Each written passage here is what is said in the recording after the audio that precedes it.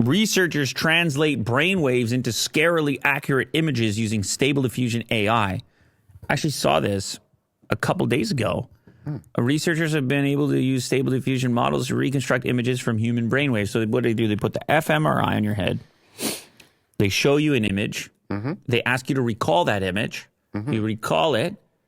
Then that data of your recollection is transmitted to Stable Diffusion, who's able to take that memory and turn it into a visual representation. That's crazy.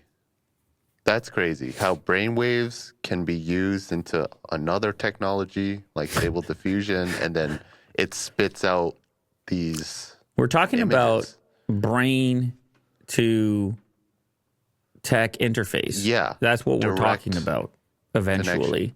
The best one is by far the teddy bear that turns into like a melted gummy bear.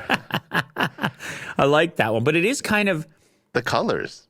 I'm surprised that it's also when you think of a memory, I wonder how close it actually is. If I were to say to you, that teddy bear I showed you earlier, what did it look like? And then you brought up the image in your mind. I wonder what the resolution of that actually is in your head. It's obviously not picture perfect. It's not a carbon replica.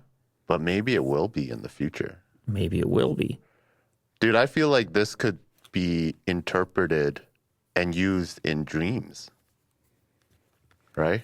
Scanning your brainwaves, and then you can relive your dream. Look at the one to the left over there and how much better the AI one looks. Yeah, that one. That's the real photo? Yeah. And look at the AI one.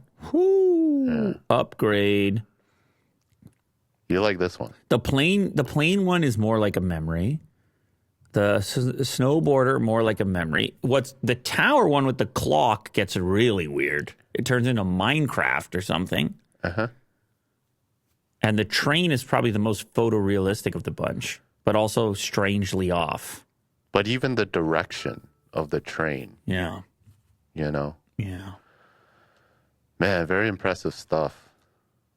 I'm scared. No, I mean, it's the future. Yeah, previous studies involved training and possibly fine-tuning of generative models such as GANs with the same data set used in the fMRI experiments. Researchers explain it's challenging as these generative models are not only awkward as heck to work with, but the training material is super limited. It looks like the Osaka researchers have been able to circumvent these limitations using Stable Diffusion, and the results are looking genuinely impressive. Yes, I mean, they can do it. Get your brain chips ready. Get your brains ready for your chips.